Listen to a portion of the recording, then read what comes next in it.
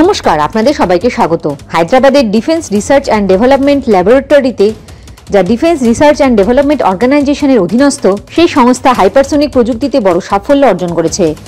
DRDL সম্প্রতি ভারতের প্রথম অ্যাক্টিভ কুলড স্ক্র্যামজেট কম্বাস্টর এর 120 সেকেন্ডের গ্রাউন্ড টেস্ট সফলভাবে সম্পন্ন করেছে।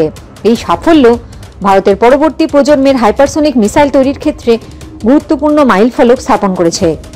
হাইপারসোনিক মিসাইল এমন একটি উন্নত অস্ত্র যা শব্দের গতি থেকে 5 গুণ বা তার বেশি গতিতে চলতে সক্ষম।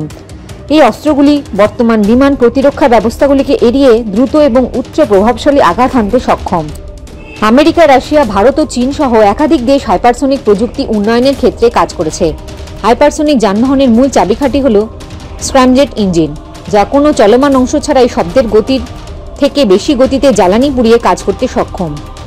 DRDL এর স্ক্র্যামজেট কম্বাস্টর গ্রাউন্ড টেস্টে বিভিন্ন গুরুত্বপূর্ণ সাফল্য পাওয়া গিয়েছে।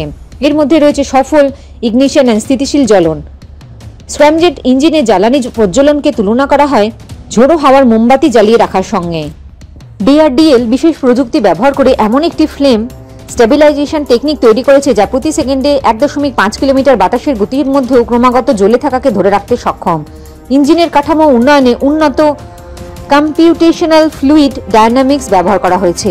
এই প্রথমবার DRDL এর শিল্পক্ষেত্রে একত্রে এন্ডোথার্মিক স্ক্র্যামজেট জ্বালানি তৈরি করেছে। এই জ্বালানি উচ্চ তাপমাত্রায় শীতলীকরণ এবং সহজ ইগনিশনের সুবিধা দেয়।